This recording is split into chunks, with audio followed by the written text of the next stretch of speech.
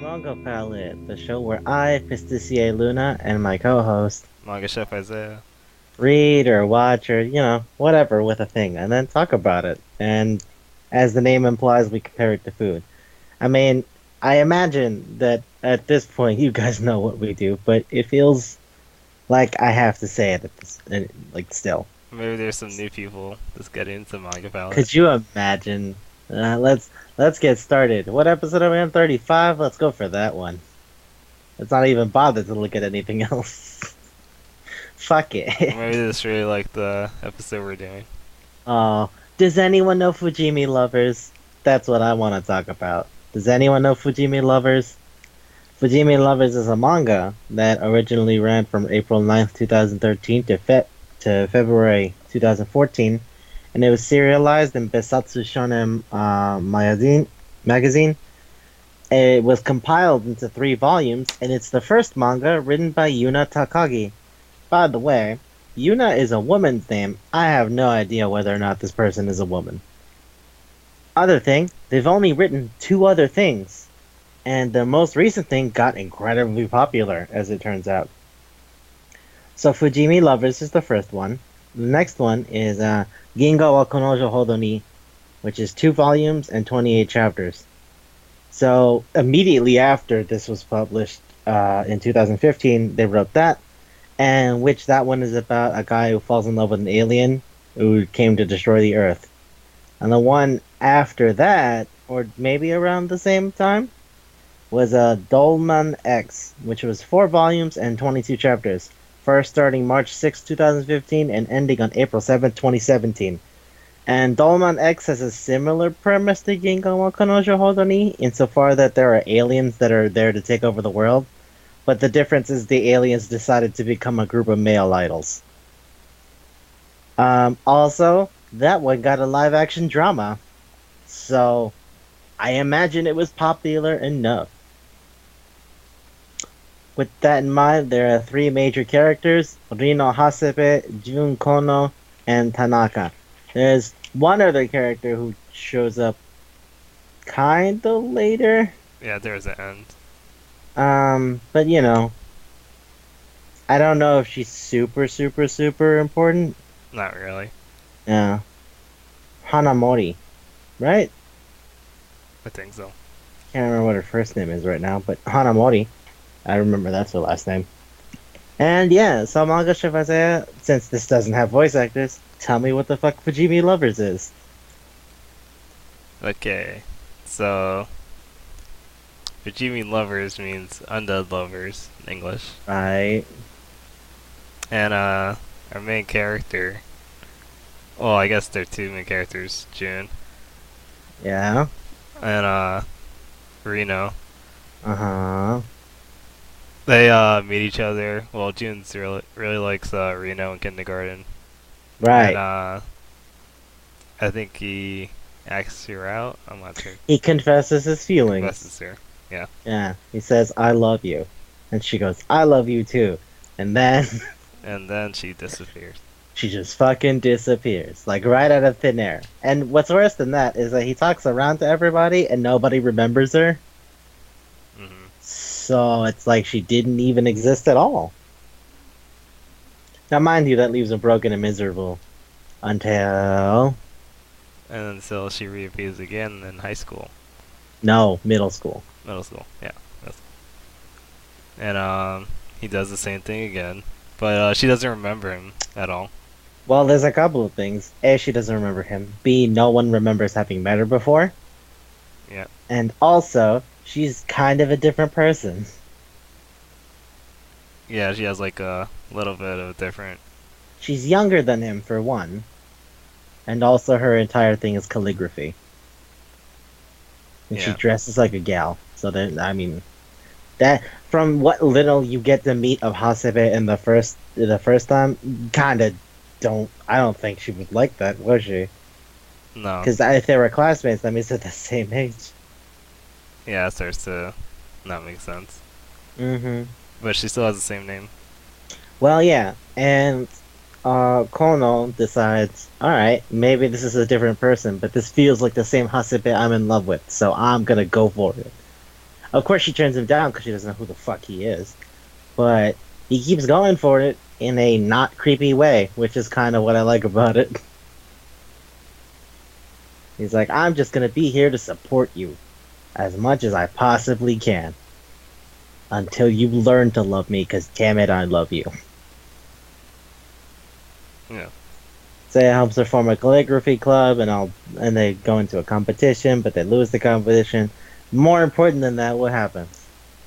They had fun anyway, and she likes him. Yeah, And I and think, the second she admits she likes him, yeah, she disappears again. she completely disappears again. And they all forget her existence. Well, again, he asks everyone, "Hey, what happened to Hasebe?" People go, "Who?" Which must be soul crushing. And then I always thought, like, what? if Go she on. does appear later, right? Shouldn't Mhm. someone know her from, like, you know, like, they grew up with her or something?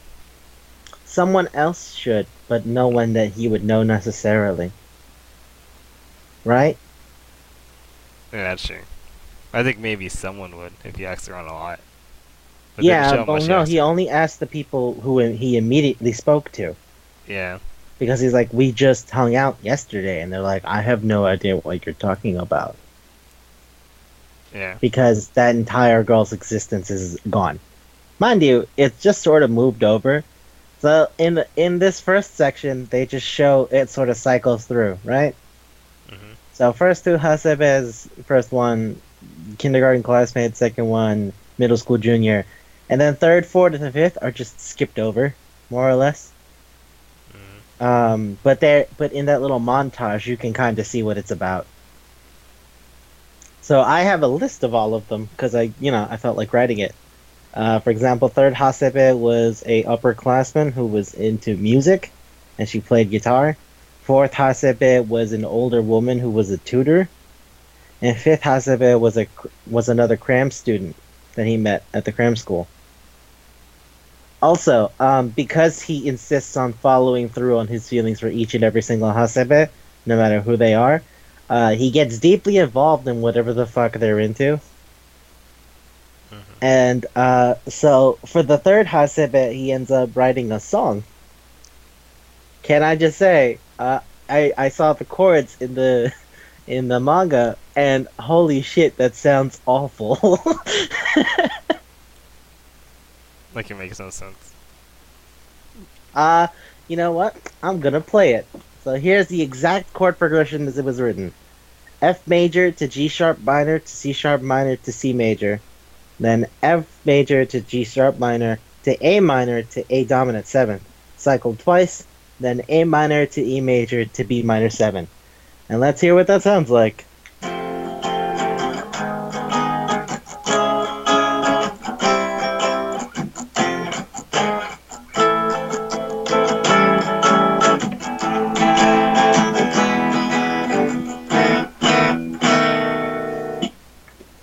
Uh, I have a lot of issues with that chromatic C sharp minor to C major. the It last one. infuriates me. Nah, well, the E major to B minor 7, yeah, that also kind of irks me. But I feel like there's a way to make that work if you switched it from like this the dominant 7 that it is, to maybe a minor 7.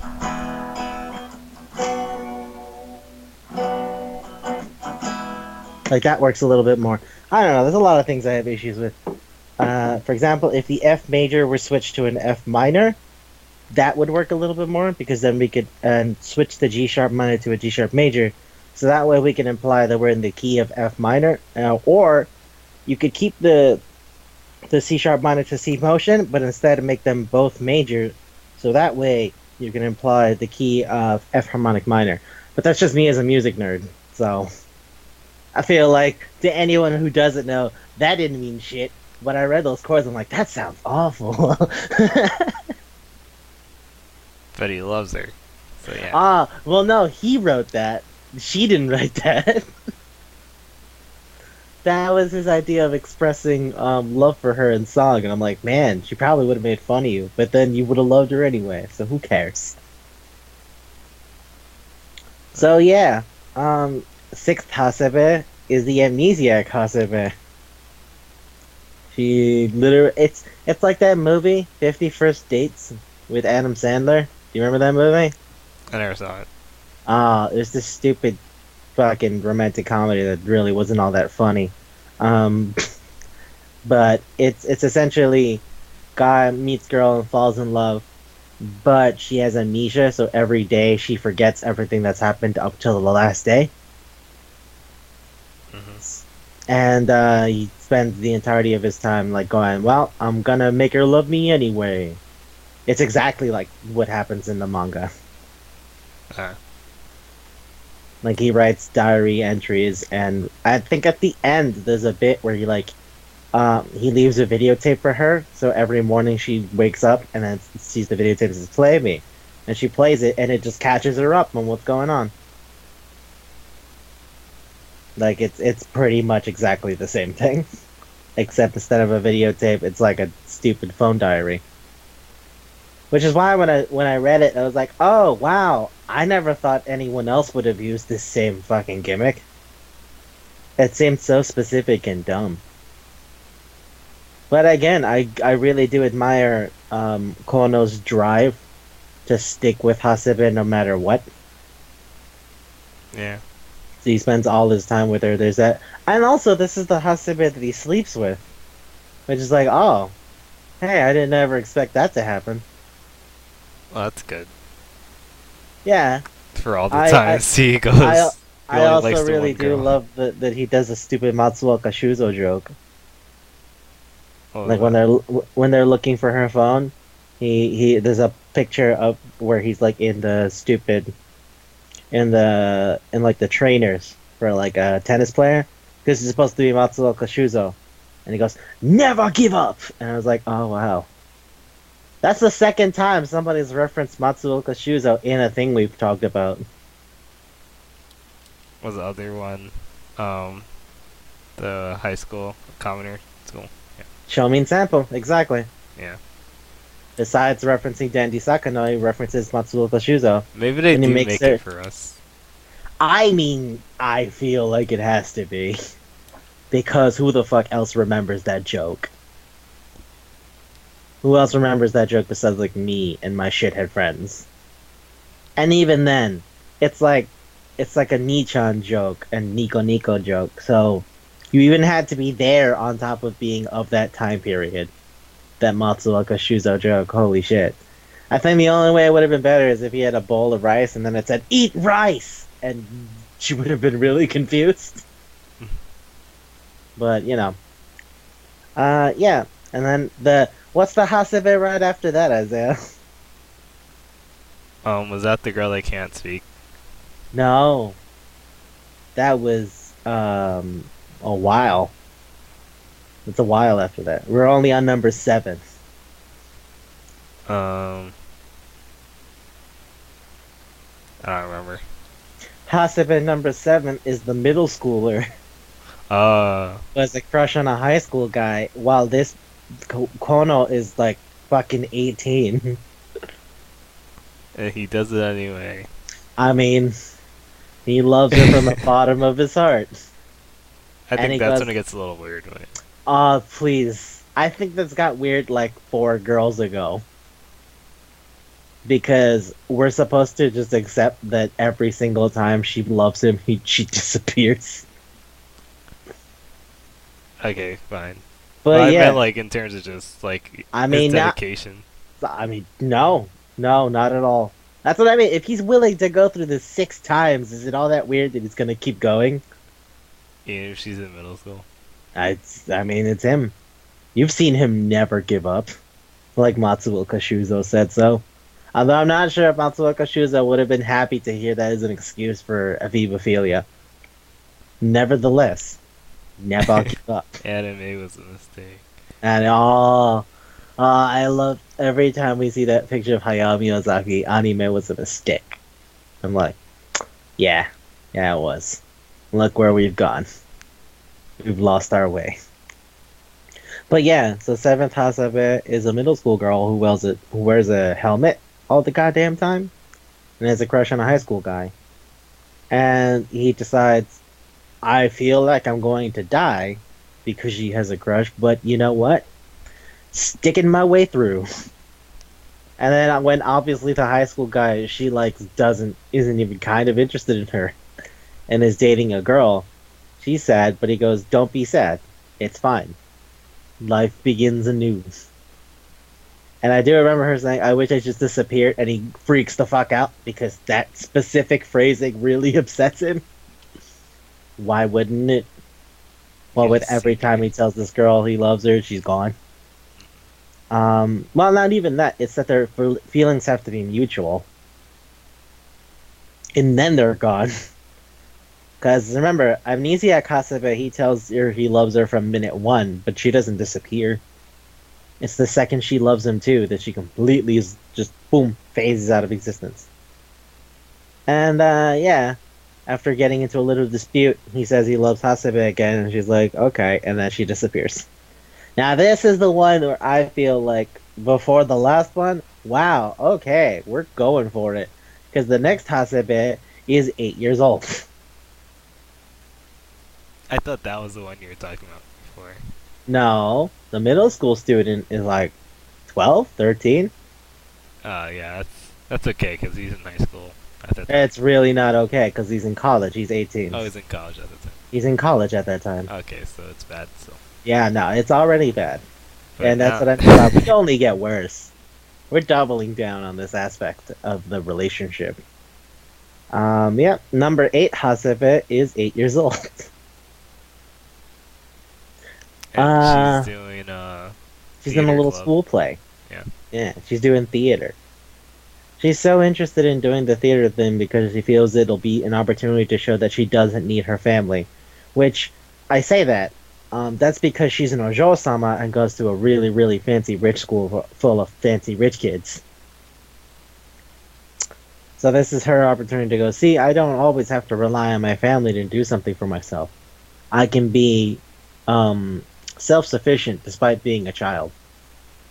And he's like, for some reason, that's admirable. Let's go ahead with the plan, little girl. He helps her work on her stupid play stuff, which is mostly like singing, because she's tone deaf. Which is a very far cry from the other Hasebe who was straight up a musician. But guess what? Him playing guitar is carried all the way through. Because he hasn't changed. It's Hasebe who's changed. So he's still playing guitar. And he plays guitar to help accompany her and all kinds of shit. And then eventually he ends up in the play himself because the person who's going to play the older person who's going to play the lead gets injured. By the way, how did you feel of that really, really hard shoujo manga 80s art that they did for him in makeup? It's a little weird. Yeah, it is, isn't it? But if you saw a shoujo manga from the 80s, you'd just say, "Oh, it's that," because that's almost It was weird exactly. that they just changed the art style. It was just for that bit, though, to say that look, he's beautiful. I love that his friend Tanaka stays with him throughout the entire thing. I really do love how constantly he comes back to Tanaka. It's like, Tanaka, what? I found this out. Okay, cool. He's like, we're doing it. And he's okay. And Tanaka just follows him along with all the stupid hijinks. So for this elementary school girl, Tanaka came over with a video camera to film the event. Because Tanaka knows how to support his friends. So then, yeah, I'm not even sure how he's supposed to look. But then after this, the ninth Hasebe is the one with the speech impediment. Or accent, I guess. Yeah. Um, he just meets at a library and realizes, oh, it's Hasebe. And He does what he does, he which is tries his best to immediately. listen to her. Yeah. Well, he immediately goes up and says, "I love you. Let's go out." And she's like, What? Who are you?" Which, by the way, if you ever pay attention to all the stuff that's running in the background, a lot of it sort of tells you where we're going.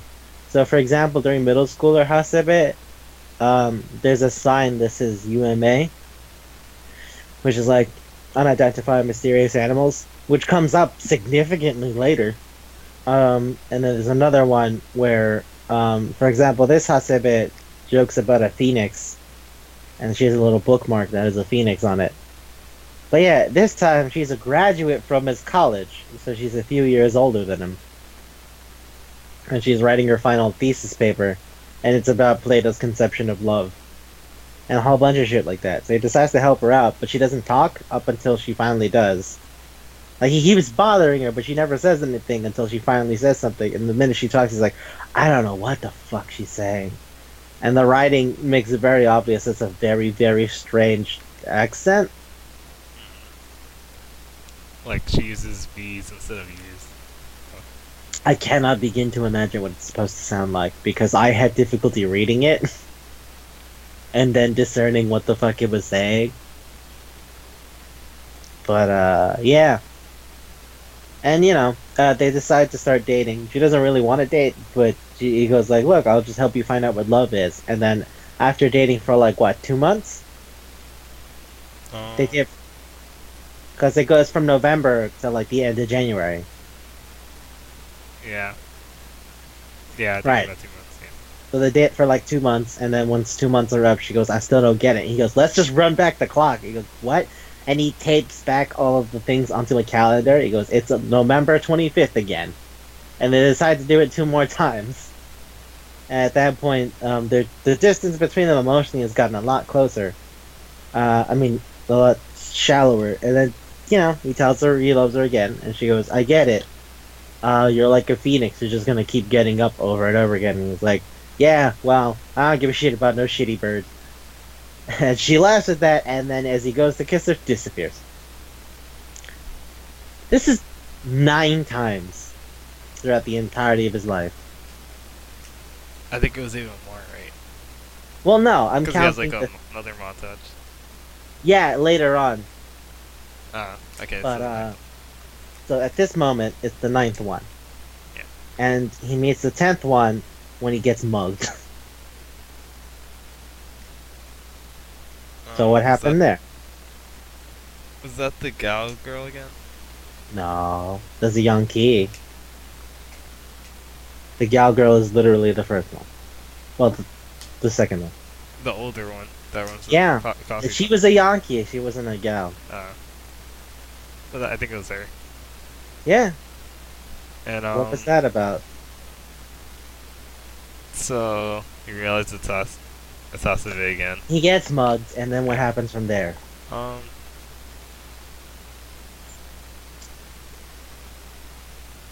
Does he? I don't remember. Did he just go to the coffee shop? See her? Nope. He's broke, so he looks for a job. Oh yeah. And he then goes to a starts working laundromat. at yeah. He works at a laundromat, and guess who runs the laundromat? Hasebe. Correct. Although her name isn't Hasebe this time, because she's married. Oh yeah. I forget what her last name is at that one, but she's married. So she's not technically Hasebe. And so he makes friends with his co-worker, Hanamori, and he goes like, yeah, we're pals. Hey, Chief, what's your husband like? And she goes like, oh, he's a really nice guy. He's on a long trip though. And he was like, well, I want to challenge him. And he goes like, what? I'm in love with you, and I refuse to give up. So I want to challenge him. And she goes, maybe think about that a bit. I was like, okay. He gets closer to his coworker, and his coworker's like, why are you trying to go after a married woman? You know that's not going to work out. He goes, I don't know. I I love her, and I'm not giving up. I'm really stupid. This is the only thing I have going for me. Is my dedication to the things that I believe in and love. Which that reminds me of a movie line. I can't remember what movie it is, but there's this movie where like a guy goes to visit this girl's dad, and he goes like, "Why do you want to be with my girl?" He's like, "I'm really good at it." And I was like, "Huh, that's a weird line." But then yeah, and she goes, "There's no point in trying to get together with her," and he goes, "Well, I don't really care. I love her, so I'm gonna keep doing it." And he keeps going for it. Meanwhile, Hasebe tells him tons of stories of how she met her husband, Kyo-san, which again I can't remember his last name, but and he grows to be more and more interested, despite still really loving Hasebe and not liking that she's married. And then eventually, after a while, he's really really good at doing like all the forms of cleaning that he's doing at the laundromat. Your dry press, all that kind of shit, and ironing. Apparently, he works really hard on the ironing. And, fucking Hanamori watches them as they get closer physically and emotionally, and then when he finally goes, "Fuck it, let's go for the challenge again," Hasebe tells the truth, which is her husband died of cancer 6 years ago. So, at this point, she's going to be the one that challenges him. And he goes for it, and he tells his friend, he's like, "Hey," well, the coworker, "Hey, Hanamori, could I do your, could I iron your shirt for the competition?" And Hanamori goes, "Why?" He goes, "Well, you see, Hasebe sort of told me that the guy she was married to, Kyo, told her that the best way to make sure you can do things right when it comes to cleaning and ironing and taking care of his clothing is to think of the person who is going to be wearing it and do it for them. So, since you're about to graduate high school, I felt like I wanted to help you in whatever way I possibly could, because we're good pals." And she goes, "Okay." And then he irons her shirt, and I guess he loses? Well, he says he loses. I guess because Hasebe's just really good at it at this point. And Hasebe divulges how her relationship came up with Kyo. And she goes, "I mean, if you really think it was more like a father figure, not exactly romantically involved, more like teacher and student." Which is when he yells at her, he goes like, "Teacher and student can have love." And I'm like, is that supposed to talk about that time Hasebe was his cram teacher student? Was his cram teacher? Maybe. Yeah. Maybe that's what that is. But, yeah. And then she goes like, "Yeah, no, I mean, he was more like a dad because he was like 30 years older than me." And he picked her up, but she got into a real bad fight because she was a young kid. And she was like covered in blood and shit. And he's like, "Your clothes look awful. Let's go get them cleaned." And she goes, "And they were so clean, it looks like they look completely different." And that was when I fell for his kindness. So then Hasebe having won, I guess, but she decides, "Nah, fuck it. Let's date anyway." And he goes, "Awesome." At which point, when they're like finally settling into their relationship, Hanamori comes over, and she just yells at Kono, "I'm in love with you. I don't care if you're in love with Hasebe." Which makes him go, "This is fucked up. I don't know how to deal with this." Which, I mean, yeah, that does seem pretty confusing, huh? Now that he spent the entirety of his time just focused on trying to get one girl to like him. He has this other girl who likes him, and he has no idea what that's going to do with his relationship with the first girl. And he should just go out with her, but yeah. What? It's him. Go out with Hanamori? His coworker. Yeah, I don't know. When you love somebody, you love somebody. That's what he thinks too. He's Yeah, just gonna keep yeah. going through it. But this is a special case. She disappears every time. Yeah, I guess that's true, but also, he really desperately loves her and doesn't really care. Because all he cares about is the brief moments in which they're allowed to indulge in their feelings for one another. Yeah, that's how it's only recently where the fact that she keeps disappearing is starting to bother him.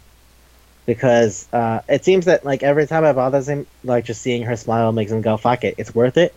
But also, this Hasebe doesn't disappear when he tells her she loves him, and she says, "All right, cool, let's go out." And he feels a little weird about that. So at first he's like, "I gotta tell Hanamori no," but then on top of that, he's like, "Why didn't she disappear? Is it my fault that she disappears? I don't understand what it is." And it's only at this point where he realizes, "Oh, I get it. She disappears once we're both actually in love with each other. So that means she doesn't really love me right now. Fuck, how do I deal with that? And I have to tell Hanamori no, because it's important to be honest about people's feelings, and fuck." At which point he gives himself a fever from overthinking things. I honestly think he was just sick. But yeah.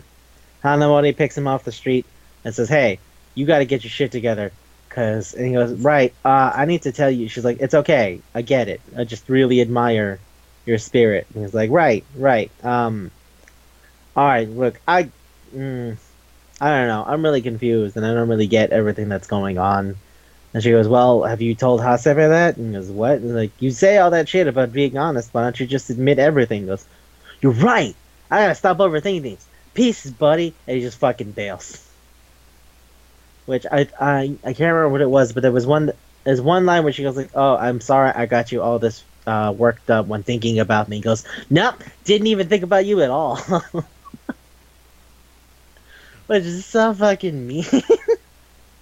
Even if he didn't mean it to be.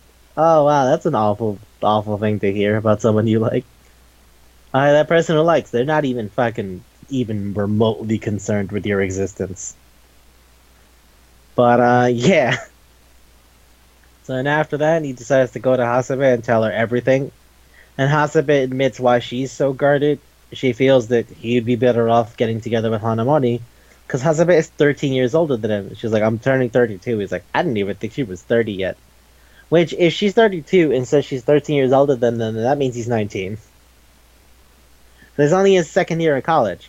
So what that makes me think is, I think a lot of this happens like with smaller and smaller intervals than you might expect.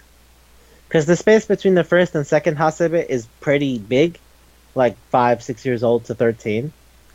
But all the other ones are up until he became a college student. That's at like 19. So that means he went through all of this shit from like the ages of 13 to 19. Yeah, like every other year. And that's like a lot to handle.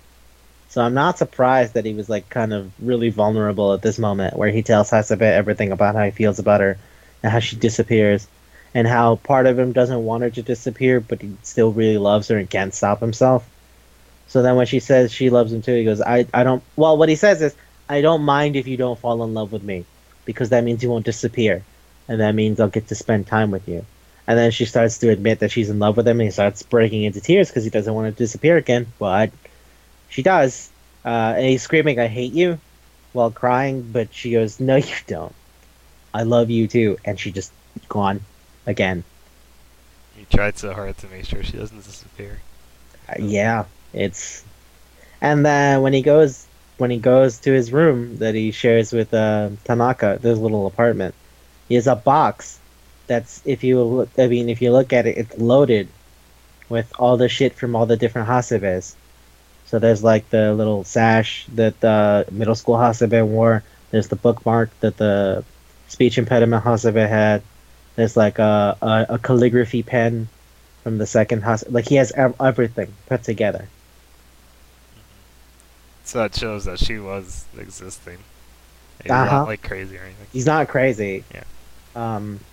But you know what's interesting is now that we've hit Hasebe number 11 is when everything starts to take a bit of a turn, because he talks to Hanamori and Hanamori goes like, "Oh yeah, I don't know who you're talking about. Doesn't the person who runs the laundromat Kyo-san?" And he goes, "I'm gonna go to work." And she goes, "I have to talk to you. I'm just gonna go to work for now." And when they come meet again later, Hanamori says, "Is the person you're in love with disappear every time you tell them you're in love with them?" And he pauses before he has a tiny freak out of like, "Oh fuck, I'm not the only person who's going through this." But at the same time he starts crying because, "I'm also sorry you have to go through this." Because he knows more than anyone else how horrible an experience it must be.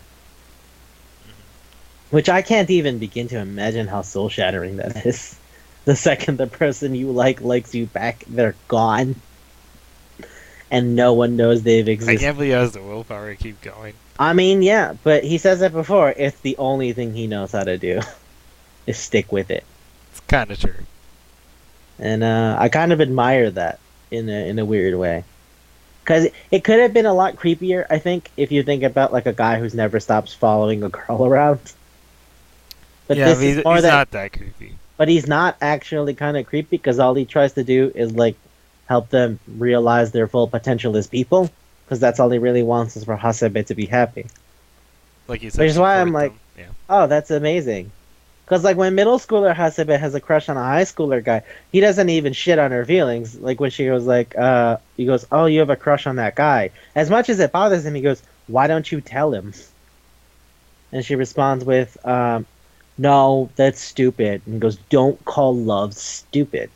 If you're in love with him, you have to tell him how you feel. You don't know how he's going to respond or take it. And she goes, there's no point. He wouldn't really listen to me. He goes, you don't know that. You just have to go along with it. It's important to not shit on your own feelings. And that's when she sees a high schooler with another girl and they're like happy and she goes, oh, he's going out with somebody, and she's all broken up about it. But the one thing he really wants is for Hasebe to be happy, more than anything else, and that's sort of what keeps him going. Which is why when Hanamori realizes what's going on and sort of says she has the same thing going on, and as she says, "Oh yeah, I kind of gave up, but having you talk to me made me stop." He's only disappeared like 3 times, and I kind of wish he had mentioned that that was the 10th Hasebe, and that he stayed through it. But instead, she just like took him at his word for his motivation, and he falls into a hole where he met one of the other Hasebes, and then gets up. And when he gets up, he runs into a girl who looks exactly like the Hasebe he talks to. He goes, "Hey, are you Hasebe?" And she goes, "Yeah. How do you know me?" And I was like, but I think is that he immediately goes, "But I feel nothing. That doesn't Yeah. seem right." And he goes, "Well, yeah, I'm Hasebe Rina." And he's like, "You're not Hasebe Rino." And he's like, "No." And he goes, "Fuck it." He goes to the bathroom, and then he sees a dude Hasebe taking a piss, and He cutting falls back. in love. Well, cutting back to Hanamori talking to Hasebe Rina, the twin sister, and goes, "Yeah, my brother's name is Rino. I don't know where he is right now." and Kono just goes, "What the fuck? What the fuck?" I don't know how to feel about this. I think what he literally says is, "I want to go home and take a shower." Which is like, well, yeah, he's not gay. I get why this seems really weird. It's hard to understand that. But then he comes to this conclusion, which I don't know what it's based on, but I mean, it makes as much sense as anything else, right? Where he says, I get it. This is a challenge from God. You say you love Hasebe? Do you really? Can you love any kind of Hasebe? Well, you know what, God? I gotcha. I'm going for it. I'm going for it. He joins the UMA club where like they study stupid cryptid shit, and they're like having a welcoming party for Tanaka and Hanamori and fucking Kosa and Kono, and like there's a part where he's watching dude Kosaka dude Hasebe eat, and then, and then it does a little bit where it shows like a grandma and her child is like, "Grandma, the bed's it's just going up." He's like, "Yeah," and it cuts back to Kono, and he just goes, "Yeah, I got a boner." Okay, now this is real. This is real. This has to be real. That's Because how I you look know. at because I look at Girl House of it and I feel literally nothing. I just watched him eat and I'm a dick got hard. So, yeah, no, I'm here. I'm in this. I'm in this. So then, yeah, mind you, it's near impossible to get this Hasebe to open up to him because it's kind of hard to gauge if someone's gay or not interested or whatever. So instead, he just works on being really good friends. And then Dude Hasebe says, "Hey, I want to go find the Tsuchinoko." Which, I have a question. Do people know what a Tsuchinoko is? I don't. Yeah, but like, would anyone? I feel like it's Oh, come up in anime before, but I don't know if anyone knows what the fuck it is. I don't think so.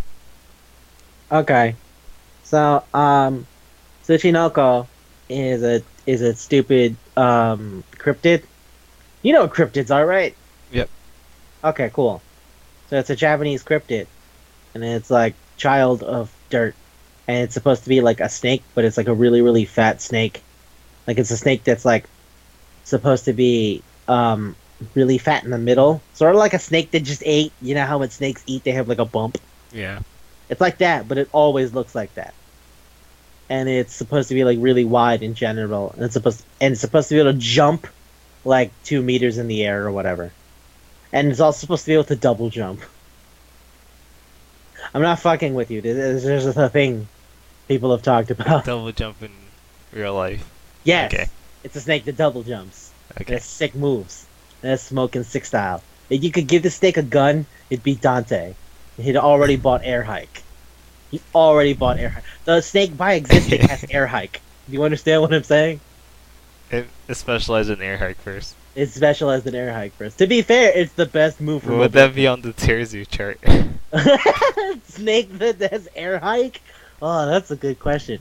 If we're talking about just snakes, then because it has a strong venom and along with like the ability to hunt, then I would guess it'd have to be A tier.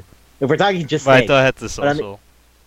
No, like no, no. I'm not recruits. talking about overall chart. Remember, there's like individual charts for species. Okay.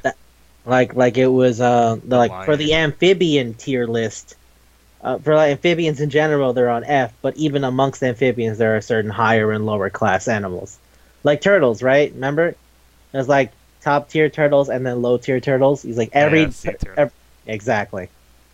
That's what I mean. Like in the overall meta, like Tsuchinoko's probably B tier, C tier at best. But like in the snake meta, like in the specific snake guild, it's probably an A tier. Cause like air hike, come on, what other snake has air hike?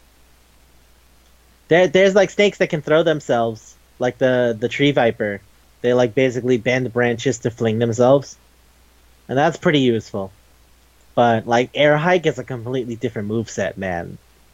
Like no one's ready for trickster class snake. No one. No one saw that angle coming. No one saw that angle coming. It's like, oh wow, he already got that blue stone fragment at the beginning of the level. The snake has potential. The snake is easily gonna get an S rank in the first 3 missions. And it cleared Is that that- challenge. Is that two in there? Is that too far? Is that like 3 different things we just put together? Is that too much? Well, if they're here, they get it. Okay.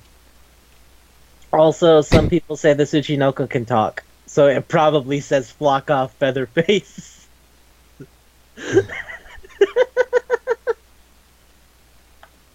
And they like drinking.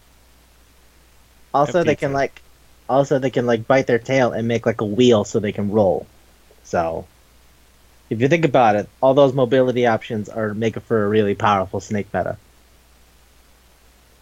There's an expanded toolkit that other snakes do not have. They didn't Again, know. though, it's a cryptid, so it's not supposed to exist. No one believes it exists, except for Hasebe, and I worked it back. There we go. So it's not a tangent. No, I worked it back. Shut up. So Hasebe genuinely believes the Tsuchinoko is a thing, and they used to get picked on when they were a kid because like kids were like, Tsuchinoko's not real, and he's like, no, they have to be real. And fucking what I love about That Kono is argument. that yeah. What I love about Kono is that Kono references a stupid TV show, like a so Kono's like crying, right? He starts crying, goes like, no, they have to be real, and fucking they Hasebe goes like, yeah, I guess. He was like, please tell me they're real. He goes, I mean, I believe they're real. And I was like, thank you. I mean, it was on that fucking nature show. Well, it's not even like a nature show. It's so Jeff Corbin was a nature guy who did like TV shows. Like So Bear Grizzly. it was exactly like Bear Grylls, not Bear Grizzly. Whatever. Don't whatever. Oh yeah. Okay. He's a person. Okay, Bear Grylls. Yes. So like Jeff Corwin was like a nature guy, but he did like exploring and stuff. He's really old now. I've seen like recent pictures of him. He has like gray hair and shit. I'm like, I didn't think it was that long ago, but maybe it was that long ago. So he was like an adventurer guy, and he used to do TV shows where he'd be like, "Hey, look, I found this cool thing that you can do in nature." Because like Bear Grylls' Man vs. Wild was like, "You have to drink your own piss if you're thirsty." Versus Jeff Corwin was like, "Look at this cool snake. See this snake? The snake is cool. Also, these snakes are dangerous. So this snake, not dangerous. This snake is dangerous. Their colors are slightly different. That's how you know." Okay, cool. So Kawaguchi Hiroshi was a guy who did sort of the same thing, except he was Japanese. Ah, So okay. yeah, I guess that's the best way to put it. The Japanese Bear Grylls. Not Bear Grylls exactly, because Bear Grylls was like survival, you'll die. Jeff Corwin was just more like, hey, look at this cool thing. But yeah, and there's a like fucking Kono is like crying, and he goes like, Tsuchinoko's real, isn't it? Didn't the Kawaguchi Hiroshi expedition team find one? And then like Hasebe goes like, whoa, you have that? You know that? And he goes like, yeah, I watched the whole DVD box set. Did you see the one about the ape man? He's like, yeah, it sucked and it was great. I'm like, that's so specific. It's exactly like Jeff Corwin that I'm like, who remembers that besides like me? Jesus Christ. But then yeah, so they go on the stupid Tsuchinoko adventure. At which point Kono and Hasebe have a chat, and Hasebe goes, "I feel like I'm not from this world."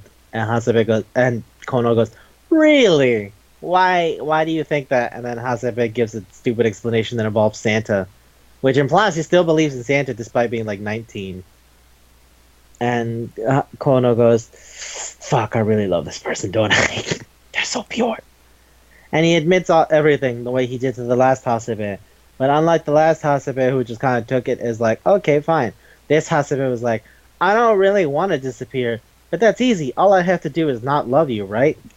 And you have to stop loving me. And Kono goes, I'm not going to stop loving you, so if you want to solve this, you can just leave.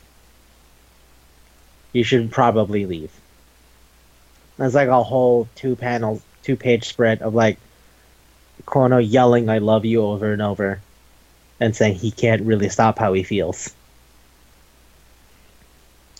Yeah, and then Hasebe leaves, only to realize that Kono actually stayed up there. Like, I guess he thought Kono was gonna leave too. He's like, let's just go. But instead, Kono stayed up there, and he's like, I guess I'll just live in nature. And after helping out Hasebe and almost getting eaten by a bear, he eats shit falling off a mountain, and ends up having to go to the hospital. At which point, he like has amnesia, and it's only amnesia for like what, 4 pages? Yeah, so like an hour, maybe less. Yeah, he goes like he gets up, and then like they're having a fun time resting with Tanaka and Hasebe in the emergency not emergency room, but you know, whatever room they've been placed into, because there's like a few broken bones and shit. I was like, oh yeah, it's not that bad. So Hasebe's sister Rina and Hanamori come in, and they go like, wow, you guys are fucking stupid. I can't believe you do shit like this. It's like, what do you want me to do? I was out in nature and I took a dive. Well, it was that or bear. And then what I love about that is that Kono goes, oh yeah, that reminds me. What's your name? And they go, what? He goes, yeah, actually, better yet, who are all of you? I don't know any of you. And the doctor goes, yeah, he might have a mild case of amnesia. He took a really bad hit to the head. And Hasebe is kind of happy, but also kind of sad about it. So, like, I love that Tanaka goes over, he goes, like, and he goes, so, who are you? He goes, I'm your lover. And then, like, Kono gives it a beat. And he goes, nah, we're friends. Yeah, they're like, nah, we're friends. And Tanaka goes, you got it. What kind of joke is that? That's a weird joke. Is it because you expected him to get it, or because you never thought you'd have to run it back? what kind of joke is that? But then yeah, and then he points to the girl of the Hasebe twins and goes, "Yeah, no, actually, she's your lover." And then she goes like, "Oh," and he goes, "Yeah." And then Hasebe's Rino is in the bed, and he goes, "I mean, right, Rina does like him, and I mean that's good." And then he remembers all the times he spent with Kono, and Kono has kept saying he loves him. He goes, "But he's forgotten everything, right? Like he's forgot he loves me, so then I won't disappear." And but and he just starts crying.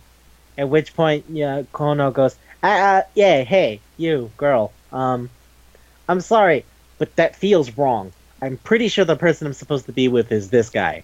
And he points at Reno, at which point Reno gets up and leaves. And Kono chases after him. And they have a very heart-wrenching moment where, like, they just accept that, that's how they feel for one another.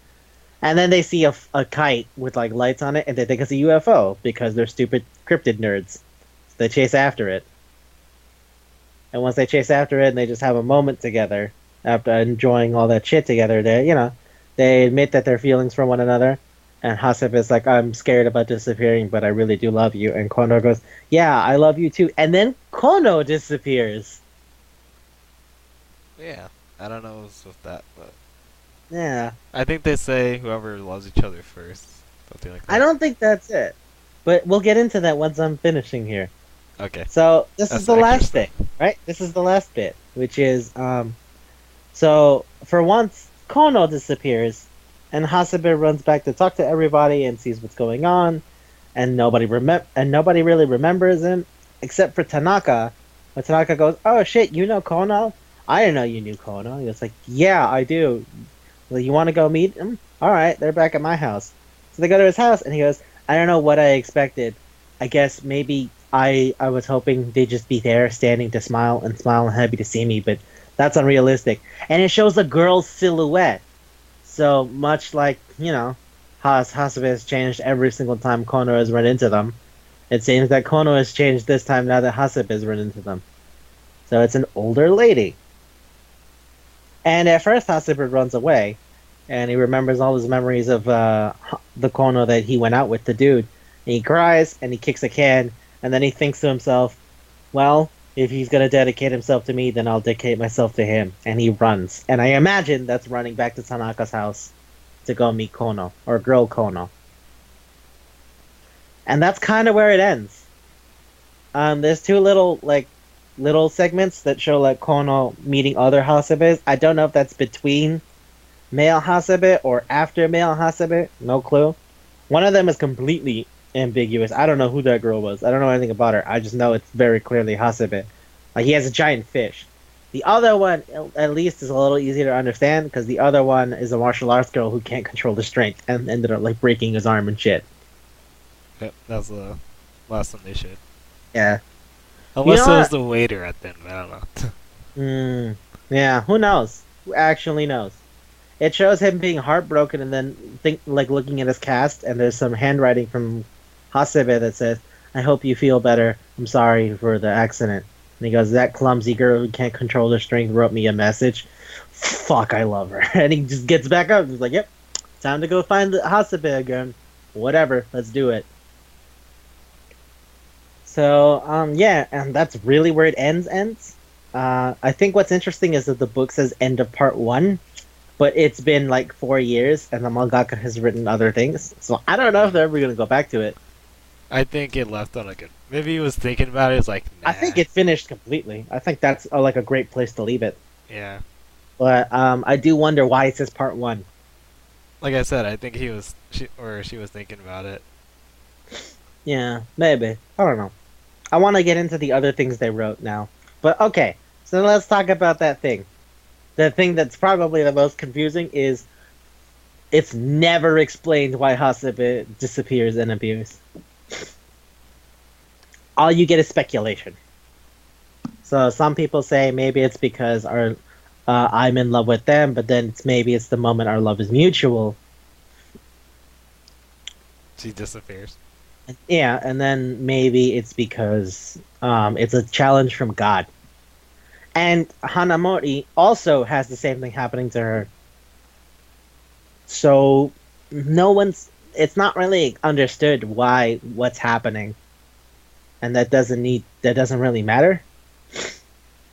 Yeah. I think all that really matters is the fact that they're pursuing their love with the most vivacity they can give it. And I think it's a really interesting wrap up that you have Hasebe doing the same thing because they're also that in love with Kono. But I don't think it matters who loves who first. Honestly, here's what I think. I think what it is that they both disappear in front of each other, but they interpret it as the other person disappearing. Yeah, that's what I was thinking too. Cause like when we saw with the the male Yeah, Hasebe, we saw his perspective when Kono disappears. yeah. What I think is that Kono always disappears, and he sees it as the Hasebe that he's in love with disappearing, versus the Hasebe that he's in love with sees it as him disappearing, Yeah. and it's just a repetitive cycle. I kind of want to find out what Hanamori's thing is about. I That guy thought that she she's trying was to keep up with. I thought she might have been the girl from like a different timeline of Kono. No, because she says she was in love with a guy 3 times and he's disappeared and she's given up. But Kono's words revitalized her desire to stay with that guy. Yeah, I thought it might have been a different time. Like since you saw how male Hasebe went into like a different thing, Hmm. it might have been her and like a different, might have been like a younger her, and then yeah, it kept repeating. I don't know. Hmm. I heard one guy say that maybe it's because at first, Kono only loves Hasebe for her looks. But then I think to myself, I don't know if he's even smart enough to like come up with any complicated reason. I think he just genuinely loves her for who she is because he goes, she was always really nice to everybody. She loved all the pets. She was really polite, and then she was really cute. So I don't think there is like a oh, it's just about looks because he kept falling in love with every single one, even if they looked pretty different. And the first one probably I don't know why the first one responded to his feelings as much as a child could understand love. You know? I Well, it don't could have been just like, oh, he might be a really good friend or something. know. That could be enough. I don't know. I really do wonder what the prerequisites are, but I do love that he sticks through it till the very end. Also, I Like, thought he liked her because her personality was like that's what kind I of mean. Like consistent the whole time. I don't think it could be something as just how she looks, because it seems to be he's attracted to her for who she is, which is why no matter how different a person she is, there's something about her that's the same every single time. That's how I recognize this dude Hasebe, right? Because he's like the girl twin Rina looks exactly like one of the high school and middle school Hasebes, but that didn't mean anything to him because he still didn't feel anything. It was when he met the male Hasebe that he's like, no, this is the one. I feel it coming from here. Something about this person reverberates deeply within me, and I love them deeply. And I thought Can I they just all say, like his perseverance. What were you gonna say? yeah, eventually. I mean, he also does a lot of shit for them. It kind of reminds me of Golden Boy, but the difference in Golden Boy is in Golden Boy, by the time the girls are interested in him, he's stopped giving a shit. I Uh, don't know. I don't know if you know Golden Boy. I think I've talked about it before with you. it sounds familiar. So there's this manga about this guy who he's like, oh, he's super great at anything he's super serious about. So like he goes from town to town doing jobs, and every time he meets a girl, he's like, oh shit, I really like them. Oh, that might be pretty cool. And whether or not they always like hate him at the beginning, and he's kind of a clumsy idiot, and he's kind of a pervert too. But eventually, they give him something. They go like, hey, if you can do this, then maybe I'll see you're worth something. And because he's driven to like actually do something, because that's his entire life. His lifestyle is I want to be a better person and learn everything about the world. So he ends up like showing them up, and like they fall in love with him and shit. But he goes like, all right, cool. Well, now that I've learned everything I can learn here, time for me to move on. Like it wasn't even about the girl to begin with. despite the fact that he's a weird pervert. So it kind of reminds me of that, where like in Fujimi Lovers, Kono will do whatever it takes to get close to the Hasebe of that period. So if it's get into martial arts, it's get into martial arts. If it's get into calligraphy, get into calligraphy. He learns how to play the guitar. Yeah. Although I don't know how good he is at it, but But he he learns how to tried. play the guitar. He tried his best. Yes, and I admire that. You know, there's something very respectable as dedication to whatever the person is into because he loves them that much. He wants to share that with them. You know, it's a thing a lot of people genuinely have difficulty with. You know, trying to relate to others, even if who they are doesn't necessarily mesh with the kind of person you are. But he cares about Hasebe so much, he's willing to do whatever it takes to get to be the kind of person that can help support them. Because as far as he's concerned, that's all he knows how to do. And yeah, so I really like Fujimi Lovers. I think it's a really, really good story, and it's really emotional. Like I remember the first time I read it through, I think it was the laundry Hasebe where I literally just teared up because of how fucking tragic it was that he didn't want her to leave anymore because he just didn't know how to keep dealing with it. But he then still she went for it left, anyway. Yeah. and then he was like dead inside. But the second he meets the next one, he goes, "Nah, fuck it, I'm not stopping. I still love Hasebe, and I want to be with them no matter what form they take." And I do love that he has a bit where he's like, "I bet it's a challenge from God." I'm like, what possesses you to believe that? I How does think that make... after he kept seeing her disappear, he might went a little crazy. Yeah, I feel like he just needed an answer, and that was the Yeah. first answer he could come up with. Yeah. Because he's like, otherwise, this is bullshit gibberish, and I don't understand what's happening. So I'm gonna go with this one because this makes the most sense to me. To be fair, I think he needs very little motivation to go after Hasebe. He So, really does. That's what I love about the dude Hasebe. That like he sees him eating, and he goes, "I got a boner, so we're doing this. I am sticking with this path. This is my path. My dick answered, and my heart knows that this is the right answer." So I love that even when he has amnesia, the girl Hasebe goes like, "Yeah, we're dating," and he goes, "I'm sorry, but I feel that this dude over here is the person I'm supposed to spend my life with. this guy. This guy, this guy," and then they just fucking run and have a moment. I feel like I wish there were more stuff like this. Like it's surreal and it's bizarre, and the fact that it ends like this maybe means that a lot of people can't take the ending. Because I know a lot of folks get pissy when stuff doesn't end happy. Like, But I has no feel... closure. Yeah, like it feels unclosed. Yeah. It feels open ended, but I feel that that's kind of the point. Yeah. That'll stick with it no matter what. If you look at the covers of the Tankebon volumes, in the first cover, it's him just freaking out and crying. From the Right. last chapter. Yeah. And well, no, the first volume of the manga, the first cover is him freaking out and crying.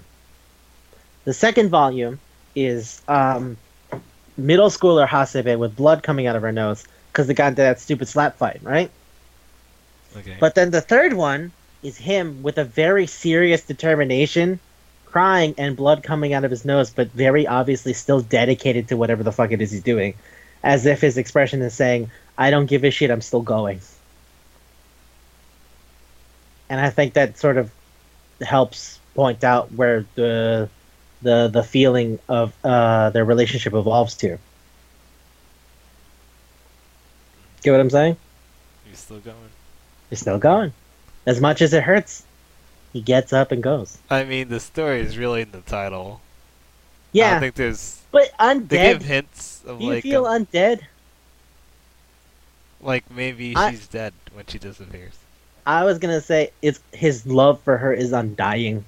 That makes more sense to me. Less so than like literally undead. Yeah, I guess she's not literally undead. She's not a zombie.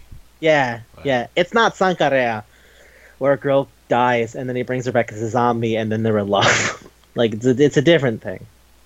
They could say like she's kind of dead when she disappears. I mean, even Amnesiac was like that. By that logic, Amnesiac was dead every day. Yeah. Yeah. But yeah, I really love this manga, and I feel like it should be more popular than it already is. Everyone I know who's read it has said it's fucking amazing, but I don't feel like enough people have read it, and that sort of makes me sad, which is why I'm glad I could take this time with you, a very good friend of mine, Manga Chef Isaiah, and talk about it. And also share it with everybody who's willing to put up with our stupid bullshit. Like that 20-minute Tsuchinoko as Dante joke. That was the best tangent. Well, it wasn't a tangent. No, because I Just brought worked it back in. Brought it back. I cashed out that damage, baby. Not Grey Hill. Not Grey Hill. Cashed it so good. Cashed it with a super. That's how you know I'm good. Six styling. Six style. Smoking six style. But yeah, okay. So food. This is. I feel this one is a really complicated one. It has. It's There's no bittersweet. Food that I would say it's disappears. bittersweet. And you know, Kind of short, but I'll say it's really sweet and really bitter too. yeah, that's what I'm saying. Bittersweet. But I mean, like, not just a little bit. Like, No, it has to be strong. It has to be a very strong flavor. do you like sour Skittles? I don't think sour Skittles are sweet. Or are they bitter? They're sour. Aren't they? Aren't they by definition sour, not sweet? But then they're sweet when you like chew them more. I Mm, thought sour could be like bitter, no, I meant something like actually bitter, like dark like chocolate. alcohol. Oh. No, I meant like dark chocolate. But I'm trying to think of other candies that are like bitter. Shit, is it dark chocolate? No, because like we can make it a little bit more than that, I think. Ah, come on. Bitter Oh, I was candy. thinking of alcohol. Like, some Mm, alcohol is better. Some liquor. alcohol in general is pretty bitter when it's like dark alcohol, like rye and whiskey. But do you feel it's weird? Yes, it's weird. It's super weird? I don't And it's know. kind of leaves you a little, trippy. Little Okay. Yeah, alright. Alright. Then I'm willing to go with rye. Yeah. Although it should be something that has a little bit of sweetness, right? Do you know black cake? I am familiar with it. I've never had it. I've seen it. It doesn't really look appetizing. Well, it's made with rye, I think. No, it's made with rum. Rum. Oh. A fuck ton of rum. That's why I was like, this doesn't look appetizing. This looks like it's literally just rum that you burned. And It's it's a like, little bit sort sweet. of. Yeah.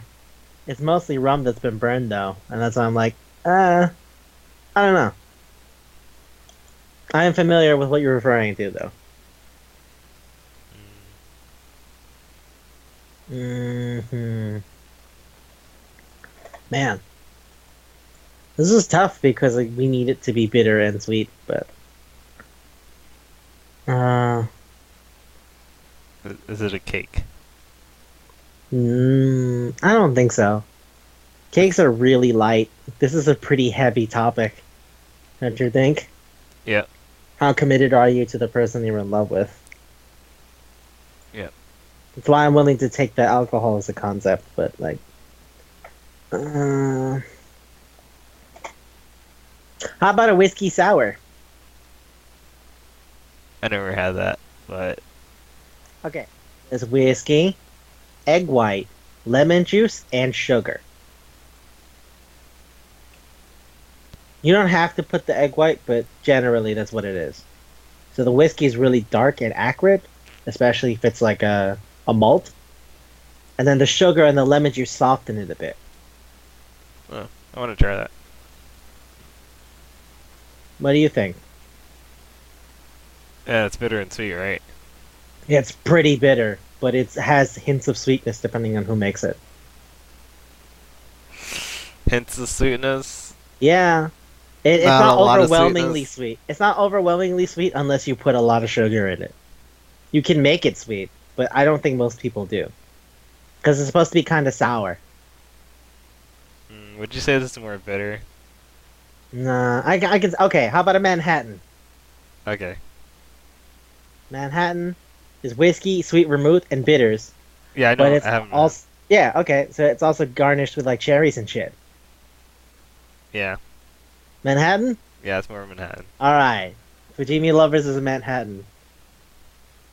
Sick. Did it. Did it. Awesome. Okay. So that's the end of the most of the episode. You know, and- there's actually a movie called Manhattan with two people in love from like middle school. Yeah. Wait, there's a romance movie called Manhattan. hmm Oh,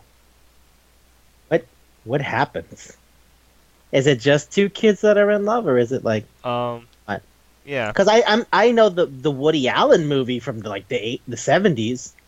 No, this is pretty new. Okay. Um. You know, this could be my thing like for the oh shit I'm hype. All right. Okay. No, tell me. Go ahead. Um. Let's see if I remember. It's been a while. It's like 2005 or 8. I'm literally But unaware. a kid's doing karate class or something, and he sees a girl he likes, and then she's like really rich, but you know, her parents are like, don't hang out with that guy, he's boring. But he still goes and sees her. And they don't fall in love. Okay. This sounds like a lot of things.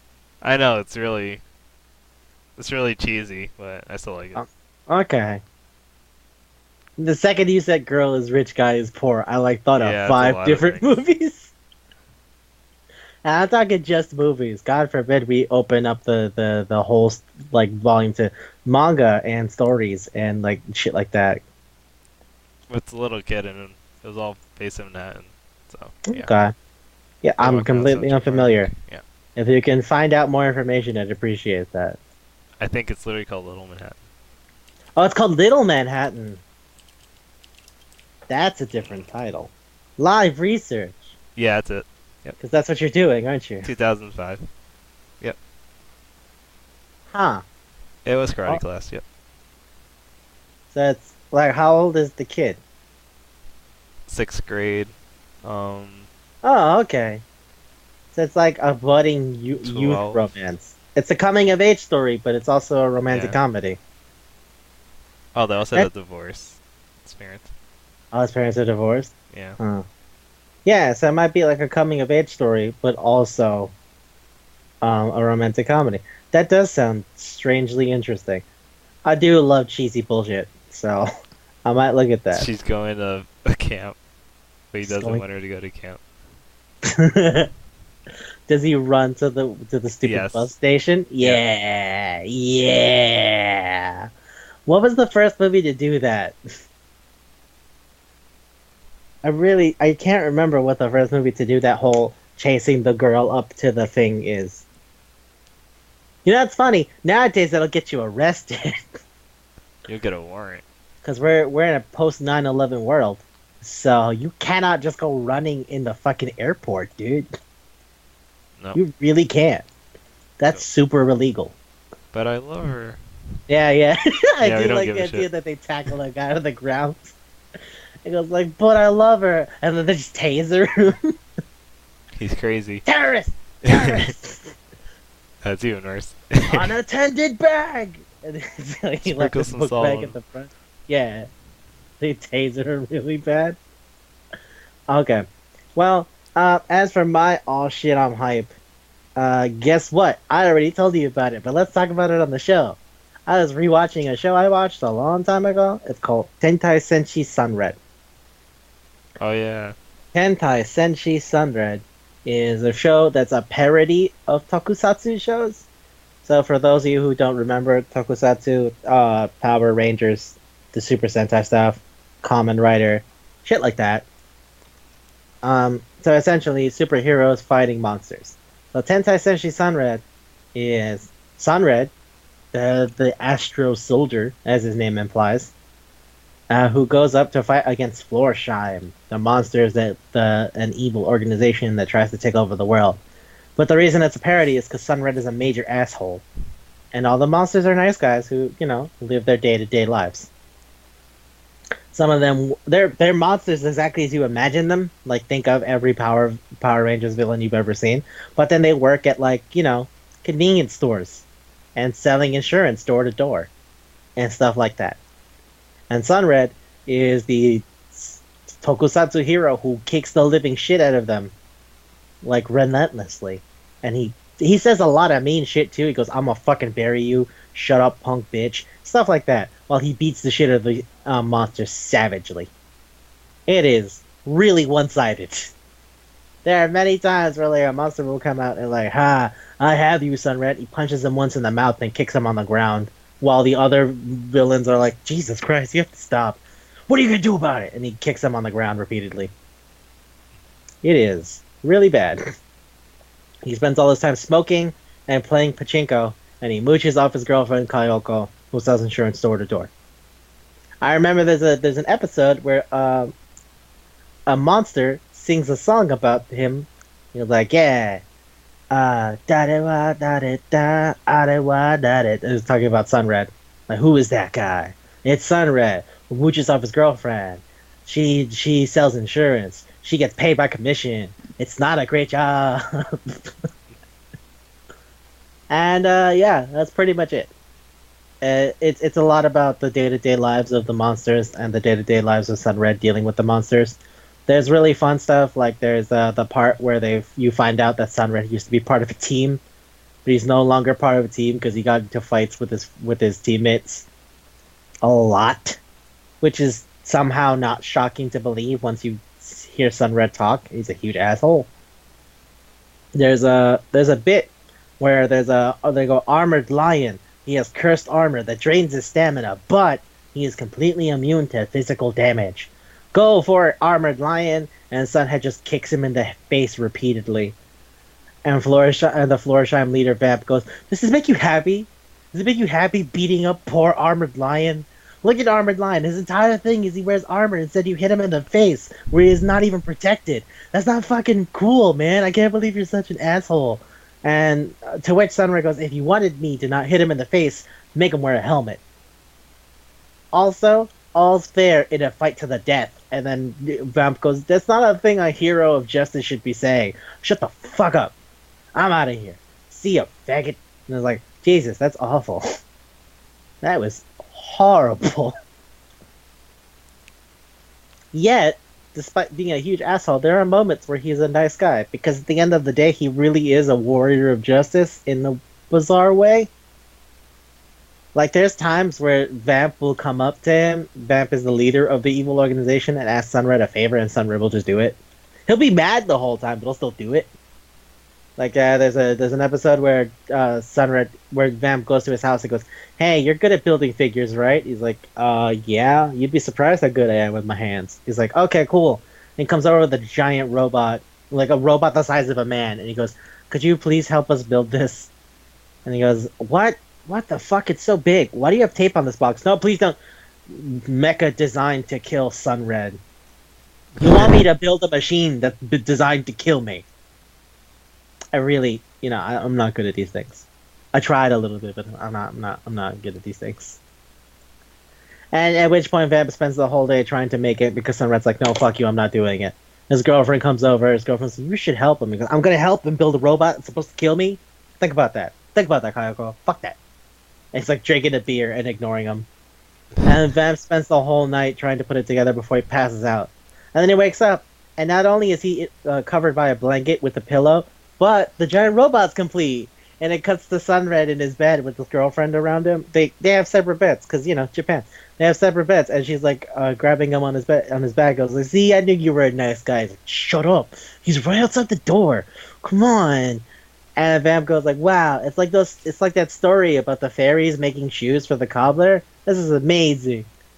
What a nice guy." And I'm like, I am amazed that you have it in you to do the right thing sometimes, even though you really don't need to. I am astounded. But then he's like a huge asshole, and apparently this is him being nice. Because when he was younger, he was a bigger asshole. A monster climbed up a tree, and Sunred took out a lighter to light the tree on fire to make the monster decide between burning to death or getting his ass beat. So yeah, Tentai Senshi Sunred. Also, there's episode segments that are just recipes. So that's nice. Do you want to learn how to make pork and cabbage casserole? Vamp Sama has got you covered. So get in on Tentai Senshi Sunred. Also, it's a really short show. It's one of those shows that's like 15 minutes long. And there's 52 episodes. There's a lot you can enjoy. And that's it for my, oh shit, I'm hype. I really do like it. Review like a bag of chips. I don't know. It is filling. Like, when it's done, I'm okay with it being done. That's the thing. Because chips aren't filling. Chips, when you finish it, you're like, I could keep going. But like where it ends, I think it ends in a perfect spot. It's satisfying, less so than it is empty. It might be more like zebra cake. Zebra cake. Yeah, never seen zebra cake. No? No. What? They sell it in all the convenience stores. All the delis. They all got zebra cakes. Fuck you. I don't believe that you've never seen a zebra cake. What? How have you never? Cake? Yeah, fuck it. I'm pulling up a picture of a zebra cake, and I'm putting it on this stupid Skype chat so you can see what I'm talking about.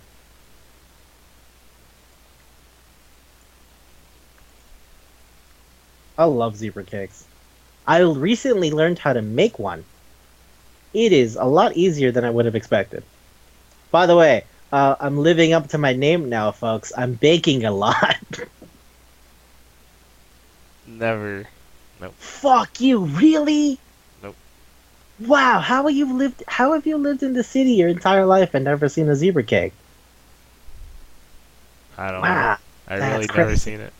No, fuck you, I'm bringing you zebra cakes tomorrow. Fuck that. I refuse. I refuse this premise. Alright. Well. Oh, did I just say that on the show? I'll see you tomorrow. Fire merch. Yeah. Yo, wait!